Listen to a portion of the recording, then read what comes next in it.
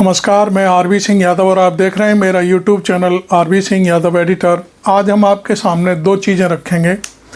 पहली चीज़, supreme court को डराने धमकाने या दबाव में लेने की कहानी। जगदीप धनखड़ जो उपराष्ट्रपति महोदय हैं हमारे देश के, उनके बयान। और दूसरी खबर हम ये बताएंगे कि कल समाजवादी पार्टी के राष्ट्रीय अध्यक्ष अखिलेश यादव रामजीलाल सुमन के घर आ रहे हैं। ये मामला अभी आपको मालूम है कि ख़त्म नहीं हुआ है, तो इस पर भी हम जम करके आपके सामने पूरी चर्चा करेंगे। और एक दलित सांसद को धमकाने दबाने की कोशिश हो रही है। आज एक अलीगढ़ से वीडियो वायरल हुआ है, उसमें एक चौहान करके कोई व्यक्ति है भारतीय जनता पार्टी का, उसने साफ तौर पर बड़ी धमकी दी है कि अखिलेश यादव की जीभ काट के लाएगा वो व्यक्ति 5 करोड़ का इनाम पाएगा। तो ये बातें हम बाद में करेंगे और भी बहुत सारी चीज़ें हैं जो हम आपके सामने रखना चाहते हैं। लेकिन पहले जगदीप धनखड़ साहब जो हमारे माननीय उपराष्ट्रपति महोदय हैं, इसके पीछे क्या कारण है कि वो ज़बरदस्त तरीके से सुप्रीम कोर्ट पर हल्ला बोल कर रहे हैं। उसकी कुछ वजह हैं, वो वजह मैं आपके सामने पहले रख देता हूँ। पहली वजह तो ये है कि सुप्रीम कोर्ट पिछले एक हफ्ते से लगातार कुछ न कुछ ऐसे फैसले दे रहा है जो पूरी तरह से संवैधानिक हैं और संविधान जहाँ हर्ट हो रहा है उसका पक्ष लेने के लिए सुप्रीम कोर्ट के कुछ ऑर्डर हुए हैं। तो पहला ऑर्डर है तमिलनाडु की सरकार का, जो 10 विधेयक पास किए थे वहाँ की सरकार ने, 1-2 विधेयक वहीं से वापस कर दिए राज्यपाल ने, तो उनको फिर से विधानसभा ने पास करके राज्यपाल के पास भेज दिया। ये सारी चीज़ें जब बहुत दिन तक चलती रहीं, सालों से विधेयक पड़े हुए थे, तो सरकार आखिर चलेगी कैसे, ये अब सवाल उठता है। हार करके तमिलनाडु की सरकार सुप्रीम कोर्ट पहुंची और उसने पूरी अपनी जो व्यथा थी वो सुप्रीम कोर्ट के सामने रखी और क्रमवार जो भी दस्तावेज थे डेट वाइज सारे के सारे याचिका के रूप में सुप्रीम कोर्ट के सामने प्रस्तुत किए। सुप्रीम कोर्ट ने बाकायदे सुनवाई की और सुनवाई में ये पाया गया कि वहाँ के जो राज्यपाल हैं, जो एक पूर्व IAS हैं और मोदी के जाने माने दुलारे हैं, उन्होंने सारे जितने भी विधेयक थे अपने नीचे दबा के बैठ गए और उन पर साइन नहीं कर रहे हैं। जब साइन नहीं करेंगे तो वो विधेयक पास हुआ नहीं हुआ बराबर है, कोई मतलब नहीं है। इसी को लेकर के कुछ और दबाव की बात आई तो फिर सुप्रीम कोर्ट जाने की तैयारी हुई और उसके बाद जब ये लगा कि सुप्रीम कोर्ट जा रही है सरकार, तो उन्होंने फटाफट उन विधेयकों को राष्ट्रपति के पास भेज दिया। अब इस पर जो फैसला किया सुप्रीम कोर्ट ने, एक तो असंवैधानिक काम करने का आरोप लगाया राज्यपाल पर और ये कहा कि मोदी के जो राज्यपाल हैं वो सरकारों को चुनौती दे रहे हैं और सरकारों को काम नहीं करने दे रहे हैं, जबकि राज्यपाल का मतलब होता है सरकार के साथ कोऑर्डिनेट हो करके वहाँ के विकास की, वहाँ की जो भी कोई प्रॉब्लम्स हैं उनको सूट करना, बातें करना। लेकिन वो लोग बिल्कुल भी कोऑपरेट नहीं कर रहे हैं और बल्कि सरकार जो काम कर रही है उसे विधेयकों जो विधेयक पास होते हैं उनको दबा के बैठ जाते हैं। तो इस पर एक चीज़ और सामने आई कि गवर्नर ने वो जो विधेयक राष्ट्रपति महोदया को भेजे, उनको भी एक गाइडलाइन देने की सुप्रीम कोर्ट ने एक आदेश जारी किया और उसमें कहा कि ठीक है, गवर्नर चाहते हैं कि इस पर राष्ट्रपति भवन से सलाह ले ली जाए, तो लेने में कोई बुराई नहीं है, सलाह ले लें, लेकिन राष्ट्रपति भी उस विधेयक को 3 महीने के अंदर अपना फैसला सुना करके राज्यपाल को भेज दें। ये एक समय सीमा तय कर दी है। इसी बात को लेकर के ये चलिए, एक बात तो ये होगी। दूसरी बात, अभी जो 2 दिन पहले, 2 दिन से लगातार सुनवाई चल रही थी 16 को और 17 को वक्फ को लेकर के। वक्फ पर भी बहुत सवाल पूछे सुप्रीम कोर्ट के जो 3 जज हैं, तो उन्होंने बहुत सारी चीज़ें रखी और उनमें कोई भी जवाब नहीं दे पाए जो सरकारी वकील थे रोहतगी साहब। इसलिए ये सारी चीज़ें होते हुए कल फिर सुप्रीम कोर्ट ने कुछ जो अनुच्छेद थे उनके तहत सारी चीज़ों पर रोक लगा दी और कहा कि अभी वक्फ के मामले में कोई नियुक्ति नहीं होगी, कोई कार्रवाई नहीं होगी। मैंने कल भी आपको एक वीडियो दिखाया था कि जो इलाहाबाद के पास एक ज़िला है उसके डीएम ने तो साफ साफ कर दिया कि भाई नमस्कार, भले ही मुख्यमंत्री का आदेश है लेकिन सुप्रीम कोर्ट ने इस चीज़ पर रोक लगा दी है, हम अब कोई कार्रवाई नहीं करेंगे। तो ये उसका सुप्रीम कोर्ट का डंडा तो दिखाई दे गया तत्काल। पूरे जितने भी ज़िले हैं उन सब में सारे डीएम देखते हैं, सब जानते हैं, आईएएस अधिकारी होते हैं, उन्हें कोई बेवकूफ़ नहीं बना सकता। तो खैर ये सारी चीज़ें होने के बाद जगदीप धनखड़ कल से पूरी तरह से सक्रिय हुए। मालूम नहीं वो किन के कहने से सक्रिय हुए हैं, चूँकि वो वैसे भी आप जानते हो कि नरेंद्र मोदी जी और अमित शाह के दुलारे प्यारे राज्यपाल रहे बंगाल में और उसके बाद यहाँ राष्ट्रपति रहे। और उनकी कार्यशैली के बारे में तो आपको पता ही है, हम चूँकि टिप्पणी नहीं कर सकते, वो भी सम्मानित पद पर बैठे हुए हैं, लेकिन उन्होंने वो वही व्यक्ति हैं जो 100-200 सांसदों को उन्होंने बाहर का रास्ता दिखा दिया और सारे बिल पास करा लिए। तो इस तरह की कार्रवाइयाँ वो करते रहे हैं। लेकिन वो ये सब क्यों भूल जाते हैं? जब अच्छा तो उनके लिए और बुरा हो गया तो फिर उस पर थूकना शुरू कर देते हैं। तो ये चीज़ गलत है। तो जगदीप धनखड़ साहब को संयम से काम लेना चाहिए, क्योंकि वो भी एक संवैधानिक पद पर बैठे हुए हैं और संविधान जो है उसका कस्टोडियन सुप्रीम कोर्ट है, ये उनको पता होना चाहिए। सुप्रीम कोर्ट यदि किसी भी चीज़ की जांच करता है, किसी भी चीज़ पर फैसला देता है, उसको मानना भारत सरकार का और किसी भी व्यक्ति का काम है। तो ये सारी चीज़ें मैंने आपको वो बताई। अब दूसरी चीज़ पर मैं आता हूँ। रामजीलाल सुमन जो राज्यसभा के सांसद हैं, उन्होंने एक बयान दिया। बयान की शुरुआत कहाँ से हुई? बयान की शुरुआत औरंगजेब की जो कब्र थी औरंगाबाद में, महाराष्ट्र में, उसकी खुदाई करने की बात शुरू हुई और मुस्लिम समुदाय है उस पर तीखी टिप्पणियां होने लगीं हिंदू संगठनों द्वारा, अब बाकी बीजेपी के तमाम मंत्रियों, विधायकों, सांसदों द्वारा।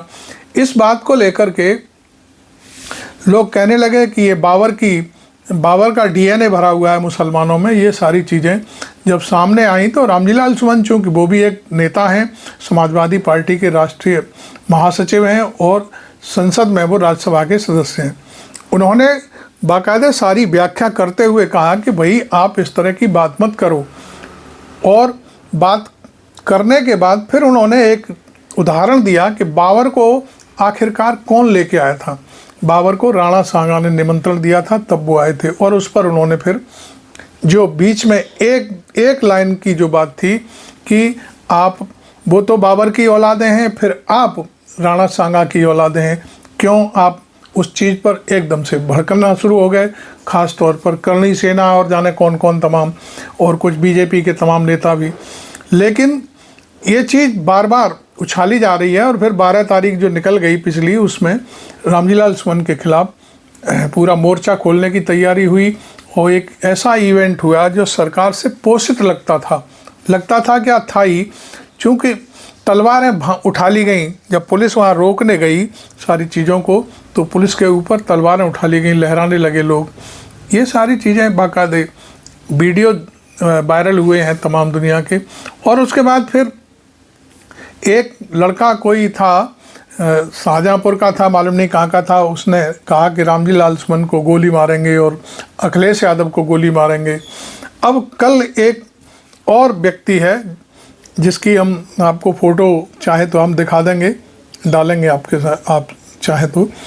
उसने तो यहाँ तक कह दिया कि अखिलेश यादव को ही गोली मार देंगे, अखिलेश यादव की जीभ काट के लाओ, हम उनको जो जीभ काट के लाएगा उसे 5 करोड़ का इनाम देंगे। इस तरह की चीज़ें चल रही हैं। तो खैर मैं आपको बता दूं कि इसको पहले मैं फ़ोटो दिखा देता हूं, उसके बाद फिर मैं आता हूं आपके पास।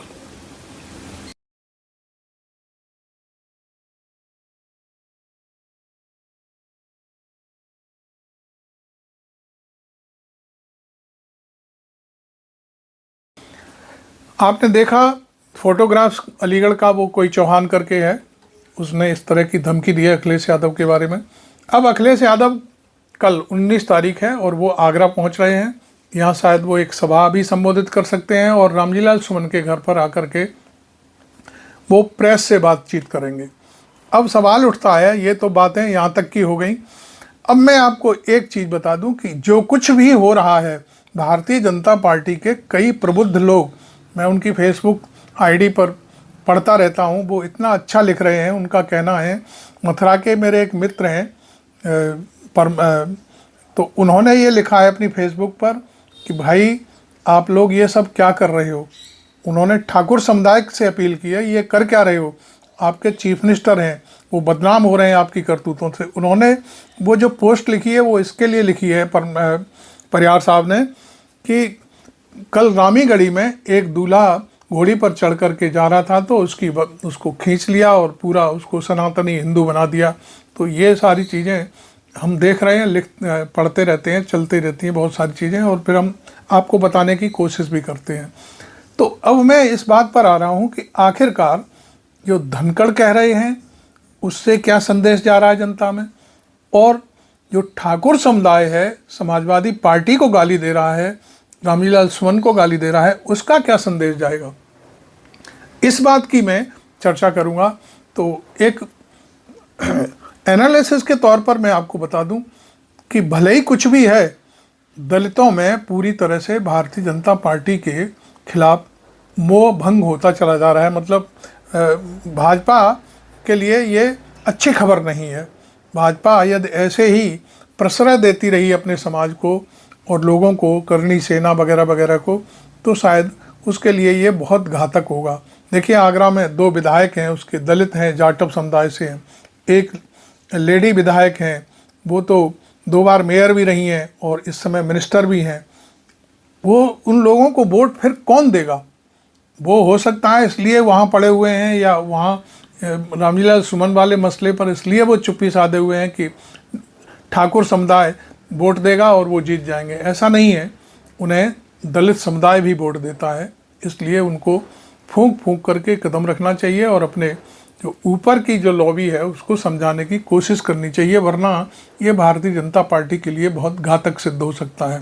देखिए सरकार किसी की भी हो, सरकार जनता की चुनी हुई होती है। भले ही किसी ने वोट दिया हो नहीं दिया हो, इससे कोई फ़र्क नहीं पड़ता, लेकिन जनता वो चीज़ है। इंदिरा गांधी ने 1975 में इमरजेंसी लगाई और इमरजेंसी में कुछ लोगों ने, जो अधिकारी वर्ग था, उन्होंने इतनी अति कर दी थी कि जो नसबंदी करने का जो टारगेट सौंपा गया था, उस टारगेट को ठीक करने के लिए उन्होंने स्टेशनों पर, बस स्टैंडों पर, रास्ते में जहाँ भी जिसको देखा उसकी नसबंदी करा दी। ये बड़ा भारी आक्रोश हुआ था। तो मैं एक रिपोर्ट के रूप में मैं आपसे बात करूंगा। 1975 में एक रामदेव नाम के जो व्यक्ति थे 77 में, तो वो चुनाव लड़ रहे थे रायबरेली से, जो सीट है रायबरेली की। वहाँ पर वो गए जाकर के, तो वहाँ पर उनको जब गए तो उनको ये नारे लिखे मिलते थे दीवार पर कि जब कट रहे थे कामदेव तब कहाँ गए थे रामदेव। तो ये एक कितनी गहराई से लिखा गया था कि इमरजेंसी में जो नसबंदियाँ हो रही थी तब रामदेव जी आप कहाँ थे और हम आपको वोट किस आधार पर दें। तो ये इस तरह की बातें होती हैं। तो वो चूँकि वो कांग्रेस से ही चुनाव लड़ रहे थे तो वो हार गए थे चुनाव। तो मैंने एक छोटा सा उदाहरण दिया है कि जनता सब चीज़ याद रखती है, जनता इन बातों को भी याद रखती है। मैं समझता हूँ कि अखिलेश यादव का तो खैर क्या बिगड़ेगा, लेकिन भारतीय जनता पार्टी का बहुत कुछ बिगड़ जाएगा। क्योंकि भारतीय जनता पार्टी को जो दमदार जो उसकी जो वोटिंग होती है वो, और जो हिंदुत्व का एजेंडा लेकर चलने वाले हैं, वो शेड्यूल कास्ट के और बैकवर्ड क्लास के लोग सबसे आगे रहते हैं। आप देख लीजिए उठा करके, जितने भी लोग हैं आगरा से जो देवी हमारी जो राजस्थान में है देवी पूजा करने जाते हैं, कौन सा ज़िला है, करौली माता के लिए झुंड के झुंड हैं, दलित समुदाय के लोग सबसे ज़्यादा जाते हैं। वो कौन है? हिंदू मानते हैं अपने आप को, लेकिन वो हिंदुत्व के रास्ते पर चलते हैं। और वो कांवर वाला मसला देख लीजिए आप, कांवर उठा के लाते हैं, कौन लाते हैं? कौन ठाकुर कांवर लेके आता है? कौन जो वैश्य समाज का आदमी कौन कांवर लेके आता है? कोई नहीं आता। ब्राह्मण भी बहुत कम कांवर लेके आते हैं। सबसे ज़्यादा वो समुदाय है जो निचले तबके का है, और वही निचले तबके को बीजेपी इस तरह से यदि नाराज़ करेगी तो यह उसके लिए ठीक नहीं है।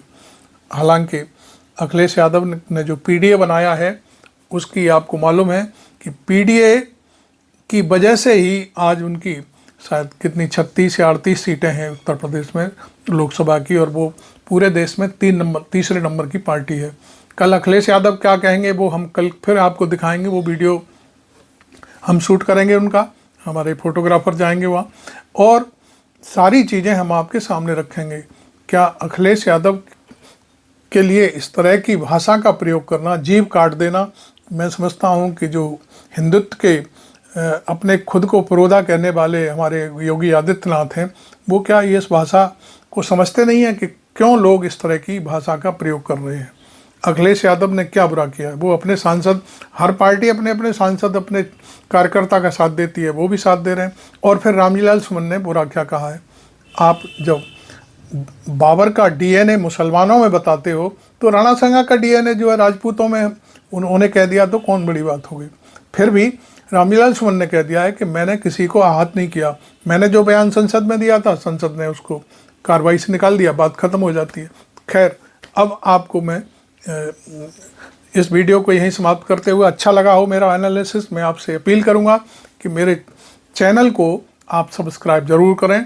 और एक चीज़ और कि यदि आप हमारी पत्रकारिता को अपने दिल में कुछ जगह देते हो या सोचते हो कि हम अच्छा बोलते हैं या अच्छा एनालिसिस करते हैं, तो निश्चित तौर पर मेरे इस चैनल को सब्सक्राइब ज़रूर करिए, और वीडियो अच्छा लगे तो इसे लाइक भी करिए। Thank you very much. मैं आरबी सिंह यादव।